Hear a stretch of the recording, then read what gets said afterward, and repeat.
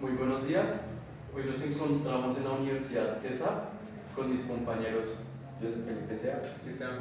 y Juan Diego Serrano, en el cual venimos a hacer un debate sobre un bloque de lecturas que nos hablan sobre la corrupción, el clientelismo, su violencia, algunos casos puntuales y por último el tema de las guerrillas.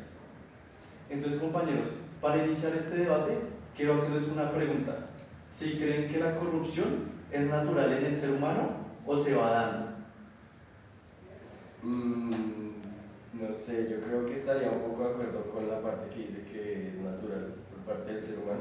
pues ya que la corrupción, como lo veíamos en clase, se trata o sea, de que prevalece el beneficio propio y no el beneficio de las otras personas para obtener ya sean beneficios políticos, económicos o de poder. Siento que el ser humano sí siempre va a buscar como encima de todo su bienestar, que le favorezca más a él y no pensar en conjunto. Bueno, basándonos también en el tema de la ética pública, siento que es algo muy importante a la hora de ejercer funciones públicas. Siento que un servidor público debe estar muy bien preparado en cuanto a su ética profesional, a su ética personal. Entonces, bien sea como las problemáticas que acabo de nombrar, se ve como arraigado desde un inicio a cometer estos actos de corrupción, ya que pues no se tiene como una iniciativa ética del ámbito público, ya que si uno respeta el tema del ámbito público, se debe a que tiene unos arraigos éticos que son fundamentales a la hora de manejar bien sea recursos públicos y de concientizarse de que estos recursos deben de ser bien repartidos, por decirlo así. Ok, yo también estoy de acuerdo con lo que dicen mis compañeros. Puede ser algo natural en el ser humano, pero igual también es cierto que hay instancias que tientan al hombre a cometer acciones que no están ni en sus principios, ni en sus deberes, ni valores. Por lo que yo siento que la corrupción también va de parte y parte, tanto de los privados como de los públicos. Continuando con este tema, según la lectura de Noel y Ángel, la corrupción en Colombia, ¿qué opinan de que ella define que la corrupción es un abuso de poder para favorecer a alguien, tanto un familiar como un amigo, como un conocido, o el hecho de realizar o no acciones de sus funciones o cargos? Yo estoy de acuerdo con esa definición de la corrupción y poniéndolo en el lugar de Colombia, pues mucho más porque es algo que vemos como muy frecuentemente. Se han visto muchísimos casos de corrupción en los cuales se ve un abuso de poder por parte de personas adineradas o que tienen poder político y cometiendo hechos como que contratos públicos o inversiones públicas se las dan a personas que sean de su círculo para que estos pues, tengan muchos beneficios de los contratos, y lo que genera esto pues es una desigualdad porque puede generar que haya falta de servicios en lugares, que haya falta de garantías, ¿cómo decirlo? Sí, que haga falta sí, que le haga falta servicios que tengan bastantes necesidades y sin suplir. Bueno, bajo esta descripción que nos dan de corrupción, también podemos plantear el tema de que la corrupción no se ve solo en lo que es élites políticas o grandes situaciones, por decirlo así, sino que la corrupción se ve en cosas mínimas, se ve en situaciones mínimas de la vida cotidiana, no solo en la contratación, no solo en el desvío de fondos, no solo en sobornos y coimas, sino en cosas muy mínimas que incluso uno a veces sin necesidad de saber que va a cometer un acto de corrupción termina pues cometiendo este acto. Entonces yo quisiera pues plantear una pregunta para que la debatamos entre los tres, y es que si ustedes han sido testigos o han estado implicados en un tema de corrupción, o si han sabido de algún tema pues, que los abarque a ustedes o algún compañero o algún allegado. En ese punto estoy de acuerdo con mis compañeros que se puede la corrupción en ámbitos muy grandes en el Estado, pero también muy personales, en la vida privada. Respecto a la pregunta que nos realiza mi compañero Esteban, sí, en mi caso una vez fui testigo de cómo pues mi papá, el policía fue el que primero hizo como esa ofrenda de cómo le ayudó, cómo le podemos ayudar. Entonces nada, fue una cooperación mutua, por así decirlo, en la cual una institución pues como la policía fue como el principal actor para incitar a que deme algo y no le hago el comparendo y pueda seguir su camino. Me acuerdo que eso fue para pandemia, en el cual no se podía transitar más de 3 personas en el vehículo, sino solo 2, y en ese caso pues íbamos mi papá, mi mamá y yo. Sí, yo también respondiendo a tu pregunta, lo relaciono un poco con que es que en Bogotá hay como una cultura de tolerancia o de aceptación hacia prácticas ilegales, digamos como la situación que comenta mi compañero del soborno a un policía. Es algo muy común que se ve en Bogotá, pero también hay prácticas ilegales que yo considero que son corruptas, como que se puedan agilizar procesos mediante algún contacto en la registraduría o se pueda, sí, como digamos que sacar la cita para la visa, entonces que hay alguien que le haga como la trampa para que usted tenga beneficio más rápido. Yo siento que todas esas prácticas son corruptas y que se dan mucho y están muy normalizadas acá en Bogotá. En las clases hablábamos un poco con que podría haber corrupción gris, corrupción blanca y corrupción negra. Que la corrupción blanca era que era como muy aceptada, más aceptada y más leve. la gris que podía generar cierto como inconformidad, cierto debate, y la negra sí ya era la que los actos corruptos que sí se consideraban no aceptados. Bueno, pues basándonos en el ejemplo que nos planteó Juan Diego, en lo que le sucedió, vemos que pues este acto de corrupción no está dejando solo como corrupto pues al policía que le planteó esto pues al papá, sino está dejando pues a lo que viene siendo la entidad de la policía como tal, la está dejando en un mal aspecto. Yo también he conocido pues varios casos de corrupción, más que todo en el tema de la contratación, ya que pues tuve un familiar el cual quería acceder a un puesto público. Entonces él presentó los papeles totalmente legales, los presentó a la entidad, en la cual dijeron que listo, que quedaba postulado, era un tema bien sea de malversación o yo no sé qué ocurrió, pero el contrato se le ofreció a otra persona, en la cual pues al transcurrir el tiempo nos dimos cuenta que era muy allegado, incluso creo que salía a ser familiar de la persona que estaba haciendo este tema de la contratación. Entonces yo siento que este tema de la contratación y de la corrupción van muy de la mano, porque la contratación es un tema que se presta mucho para actos de corrupción, bien sea pues en entidades públicas o en entidades privadas. Entonces, no sé si quieran plantear alguna pregunta, no sé si... Una pregunta ya para finalizar como este tema de corrupción y después linearlo con el clientelismo.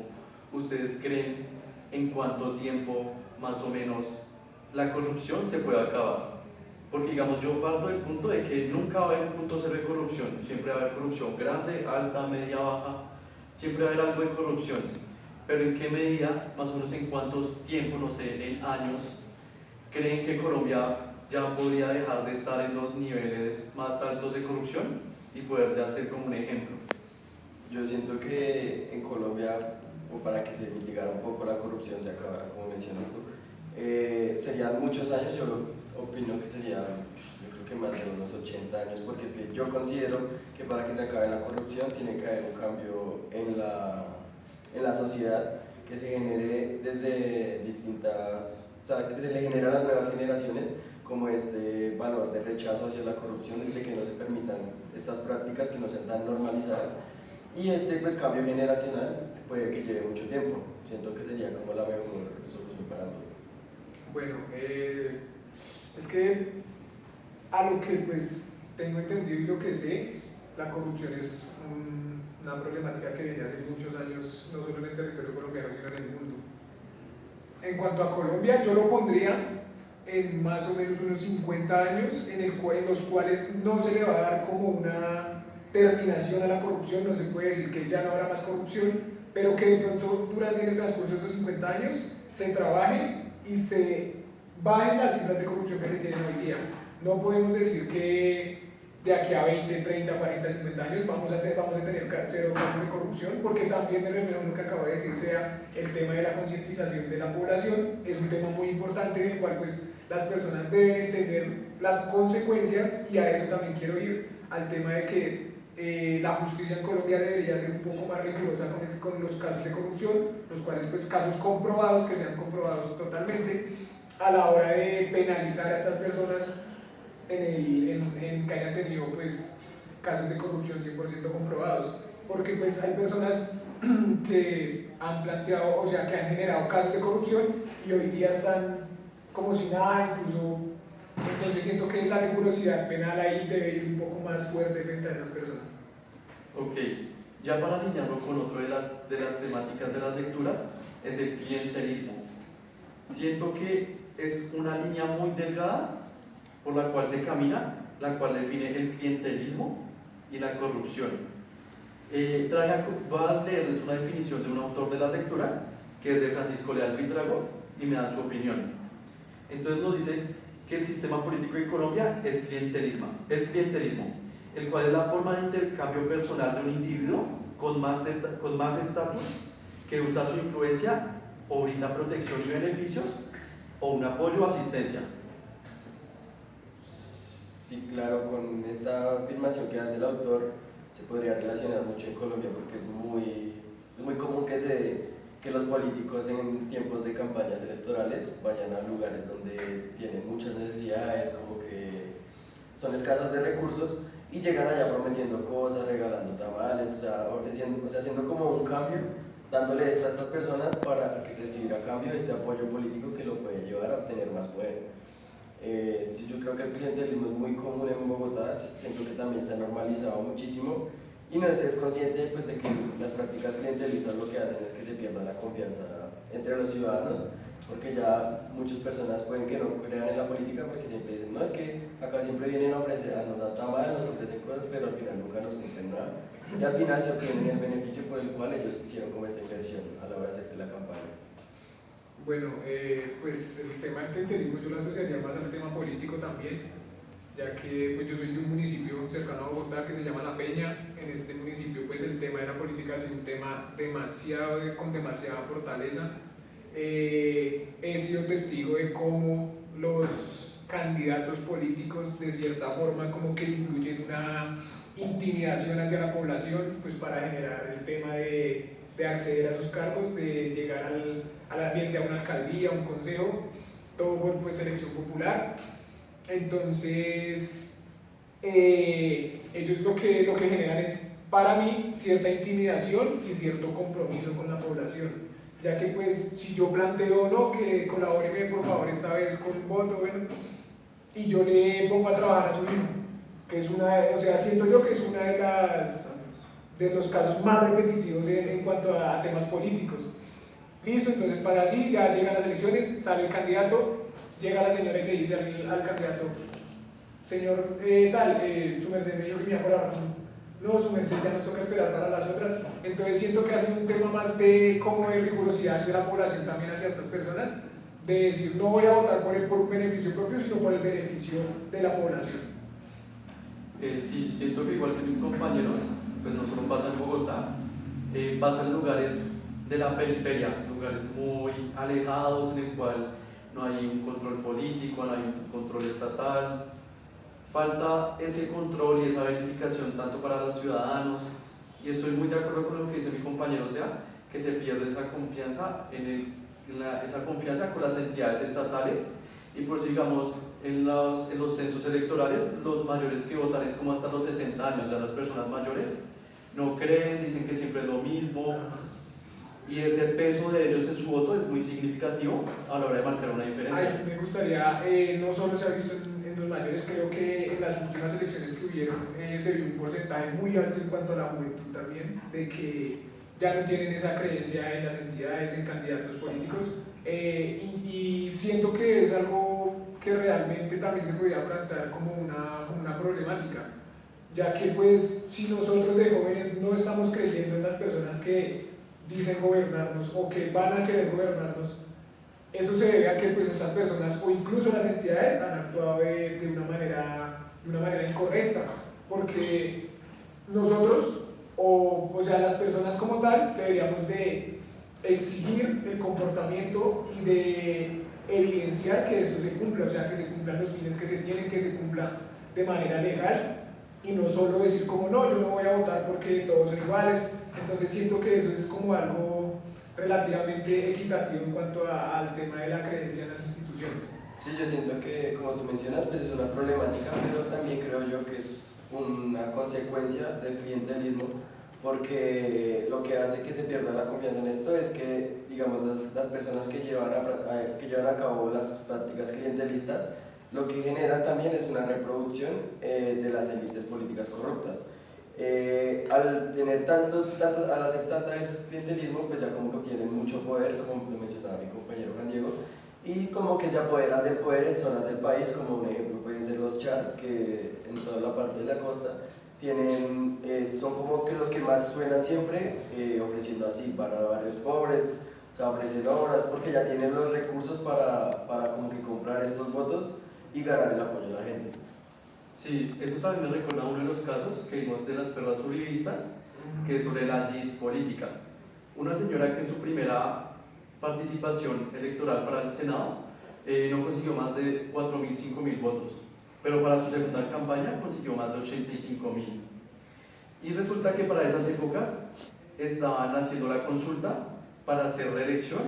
al presidente Uribe.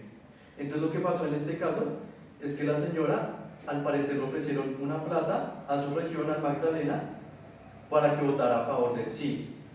Pero ya cuando comenzaron las investigaciones, la señora se desapareció, se descomunicó, y por esa falta de su presencia dieron como un voto diferencial del sí. Entonces eso sí permitió que se le diera la reelección al presidente Uribe. Los recursos quién sabe si habrán llegado, pero lo que pasa es que posteriormente se le filtraron audios, videos, donde ella era testigo y era principal actor de ese caso de corrupción y clientelismo, por lo que también le dieron su pérdida de curul y pérdida de investidura. No sé qué otros casos recuerden. Pues no sé si,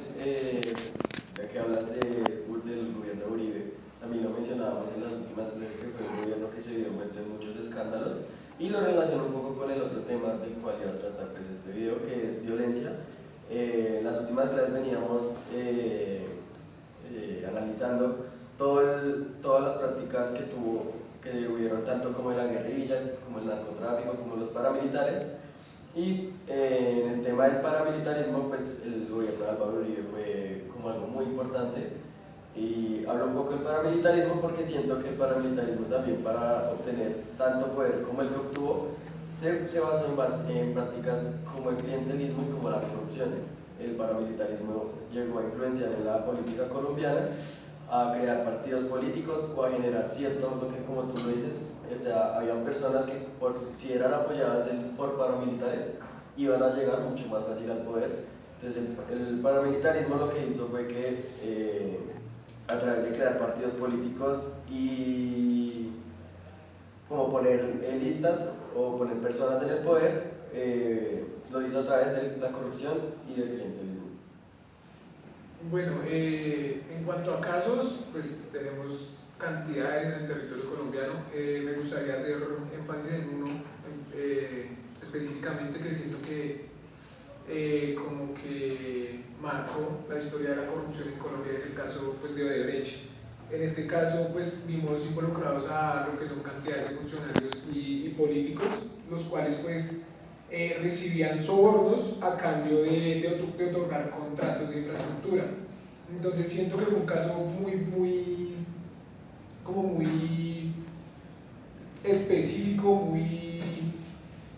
en el cual se denota mucho la corrupción en el tema público, ya que pues como lo decía al principio, si tenemos funcionarios a los cuales nosotros mismos a veces en muchas circunstancias elegimos,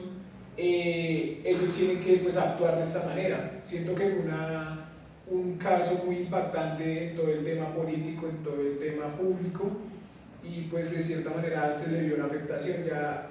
como que asociando el tema de la violencia, como lo decía pues mi compañero Sea, se caracterizan por unirse, que siento que fue como que lo más impactante, el unir grupos armados ilegales con temas políticos. Entonces siento que fue algo como impactante para el territorio colombiano el que estos grupos políticos de cierta manera sembraran un terror como hasta generar ese impacto y esa unión en el tema político. Entonces quisiera saber ustedes pues qué ideología tienen de esto, de que los grupos armados hayan tenido esta integración en cuanto al tema político y de qué manera pues lo ven ustedes. Digamos, con una de las definiciones que me quedé en una de las presentaciones y las animaciones que fue del grupo de mi compañero Sea, es que definía el paramilitarismo como una empresa local armada, donde personas de ámbito élite en sectores apartados contrataban para primeramente era el cuidado de sus tierras. Hasta ahí está bien como ese punto, pero posteriormente, como ustedes dicen, se ve la influencia de lo político, de lo territorial, como son latifundistas, entonces obviamente su crecimiento económico y crecimiento de percepción en la población es muy impactante en esos lugares. Entonces, por lo que siento que en parte es muy importante este tema, ya que posteriormente en muchas lecturas se relaciona a los paramilitares con las fuerzas públicas, como los militares, en casos, no sé, de cooperación mutua contra las guerrillas, en cooperación mutua contra, más que todo disidencias, más que todo con grupos de la guerrilla, con grupos de izquierda, pero siento que más que todo en la política de seguridad nacional del presidente Uribe fue algo muy violento y muy impactante, que querían como erradicar todo de golpe, porque aún así logró una disminución inmensa de ese grupo, de las guerrillas, y permitió a hartas personas que, digamos, en tiempos lejanos como en 1900,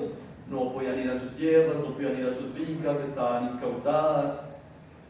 Entonces, digamos, en esa época siento que fue un pro en ese sentido, de que la gente comenzó a confiar en las instituciones, en el ejército,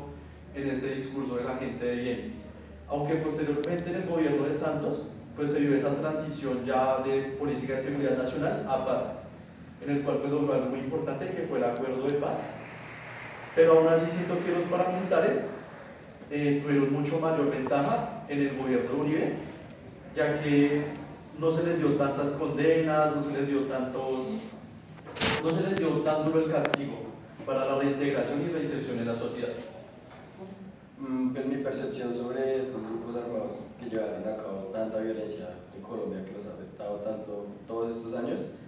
pues es que, como lo hablábamos en la clase, es que la guerrilla surgió en sus inicios como una revolución, como una esperanza para las personas que tenían menos recursos, como para abrirle los ojos y darse cuenta de que se podía trabajar, que se podían hacer cosas para estar mucho mejor, para que los recursos, para que todo se fuera como más justo todo en el país. Pero a través que llevaron a cabo este discurso, para mí, en mi opinión, fueron perdiendo el rumbo, fueron perdiendo el propósito inicial que tenían y empezaron a llevar a cabo varios asesinatos, secuestros, el narcotráfico para financiar esta guerra. Esto en tanto la guerrilla, la violencia, aparte de que lo que más me impacta un poco de la guerrilla es que surgieron en pro de la gente, pero cifras muestran de que en los últimos casos la guerrilla tuvo que ver mucho con la muerte de civiles, de personas que no tenían tampoco nada que ver pues, en esta guerra. Esa es mi percepción, siento que perdieron el rumbo y pues terminaron haciendo cosas que afectaron muchísimo al país. Y los paramilitares, pues como lo mencionaba mi compañero, pues nacieron en contra de una... Al principio se presentaron como en contra de una defensa contra la guerrilla, para que estas personas tuvieran una seguridad por las situaciones que se estaban dando a cabo en esos tiempos. Pero también los paramilitares fueron adquiriendo mucho poder, tanto que empezaron a tener bastante influencia en la política, como tenían dinero, porque eran personas pues, de la alta sociedad, como tenían dinero, tenían recursos, empezaron a crear también un grupo armado que pues ya también terminó afectando mucho, ya como que lo que hizo fue agravar la guerra o la violencia que había en ese momento en Colombia. Bueno, siento que es muy importante, o sea, en cuanto a mi opinión personal, el tema de la ideología cambiaria, porque bien como lo vimos en la animación, en la presentación del tema de la violencia, ellos al principio plantearon un tema de seguridad a la población, que fue el cuidado, o sea, temas que en ese momento, o sea, en el momento de plantear esto, era una conveniencia para la población. Entonces a mí me generó mucha curiosidad la metodología cambiaria que utilizaron ellos, de decir, no, ya no nos vamos a ocupar de la seguridad, sino que vamos a ocuparnos del secuestro, del soborno, se me olvida esta palabra, del tema de como el abandono de las tierras, de generar que la población abandone las tierras. Entonces, a este tema del abandono de las tierras, ¿cómo es que se le dice a esto? Del tema de... Bueno, sí, de que o sea, llegar a que las personas que supuestamente se les estaba brindando esta seguridad tengan que abandonar sus tierras y ellos hacer como cierto mandamiento en las tierras de ellos. A este tema también quiero como añadir lo que nos dijo un invitado de una animación, que fue que en cuanto al tema de restitución de tierras que se programó después de este tema, en donde él nos contaba que una familia fue como que intentaron hacer la restitución de sus tierras y en este intento lo que generaron fue que mataran a todos, incluso a los funcionarios que iban en acompañamiento de esto. Entonces siento que ya se volvió más un tema de no puedo ir por mi tierra porque no puede que no vuelva, o incluso no voy a comprar nada porque no voy a recuperar la tierra y sí arriesgo a perder mi vida. Entonces siento que es un tema de pros y contras en cuanto al tema de la violencia. Entonces, ya para finalizar este video, me gustaría saber si cada uno tiene de pronto una fórmula de la corrupción y en una reflexión de todos estos temas que hemos debatido: la corrupción, el clientelismo y la violencia. Pues más que yo quería hacer como una reflexión final. Desde mi punto de vista, a mí me impacta mucho que en Colombia se conozcan tantos casos, o sea, se hable de casos como de corrupción, de violencia, todo, y sea como tan normalizado, que no nos impacte que dentro del país de nosotros sucedió esto, que tal vez el Estado pudo hacer muchas cosas que se pudo haber prevenido desde adentro. Y aparte de que ya muchas personas tuvieron que pasar por estos hechos que fueron traumantes, que se vieron bastante afectadas, que no pudo haber una reparación a las víctimas. Como tú mencionabas, en mi animación, nuestra víctima, que era una de las madres de Soacha, nos comentaba de que a pesar de que pasó tanto, o sea, de que ella fue víctima, su hijo fueron víctimas de falsos positivos, ella nunca recibió una reparación por parte del Estado, que seguramente era uno de los máximos responsables de los que se tenía que hacer cargo pues, de esto. Ella nos contaba que recibió una reparación por parte de la vida o de esto, pero no por parte del Estado directamente, que como que nunca se le dio una reparación. Bueno, pues como lo dije anteriormente, acabar con el tema de la corrupción, el clientelismo y la violencia es algo muy difícil. Para mí sería muy importante desde el ámbito de educación ir planteando el tema de la ética pública a los futuros ocupantes de estos cargos, como por ejemplo pues nosotros. Si nosotros en un caso tal sabemos de que cualquier persona está generando o va a tener un caso de corrupción y nosotros no decimos nada, pues nosotros estamos haciendo parte de esa corrupción, estamos generando más corrupción. Sobre el tema legal, ya pues, basándonos en las entidades, que siento que es algo muy complicado, podría hablarse pues, de un tema de reformas institucionales y legales, ya sería directamente pues, desde el planteamiento público, pero pues también hemos visto en muchos casos que se han generado estas reformas, las cuales pues de cierta manera no han tenido ningún impacto en la población, basándose en el tema pues de generar transparencia en temas de contratación y pues lo que decía Juan Diego, como ser más rigurosos a la hora de castigar a estas personas que cometen actos de corrupción. Entonces podría decirse que no es solo cuestión también de un castigo, sino pues más de transformaciones estructurales, no solo en las entidades, sino a uno mismo como persona. Nosotros que vamos a ser servidores públicos tenemos que hacer una transformación en cuanto a nuestros principios éticos y a la forma de actuar. Ok, Yo siento que la clase nos aportó muchísimo en el sentido de que primeramente nos abrió con el tema de corrupción. Siento que si nos hubiera hablado desde el primero, desde el clientelismo o el paramilitarismo y violencia, no hubiera tenido como un sentido. Siento que fue como una pirámide en el cual el tema de corrupción está en cabeza. Y nos dieron hartos lineamientos o formas de corrupción, tanto casos como las leyes políticas, las perlas uribistas. Y siento que, digamos, a mí me quedó muy marcada la fórmula del triángulo de hierro, que es una élite política, una élite funcionaria y una élite empresarial. Que con que una persona esté conformada en 3 cargos o en esas 3 posiciones, tiene mucho respaldo económico, político, social, en el cual siento que siempre va a estar respaldado y va a estar como 3 pasos adelante. Por lo que siento que en muchos casos, varias veces se van por las variantes que hace que sea legal. Nunca se pasan a lo ilegal porque llenan como esos vacíos, se van como por esas cosas que decía el profesor en las clases. Si la ley no está, se hace. Y si está, de pronto buscan la manera de cambiarla, de influir. Adicionalmente, siento que hay que mejorar los mecanismos de elección tanto para, digamos, personales, de los votos, de candidatos, también mecanismos de elección para el contralor y el fiscal, en el cual muchas veces puede ser un concurso y todo, pero muchas veces las personas ya saben las respuestas, ya tienen conocimiento de cómo es el proceso. Entonces también siento que también hay que mejorar el acceso a la educación y el acceso a la información. Ya para finalizar, muchas gracias compañeros, espero les haya disfrutado esta charla. Y nada, muchas gracias al profesor Molina y a nuestros compañeros. Que tengan un excelente día. Gracias.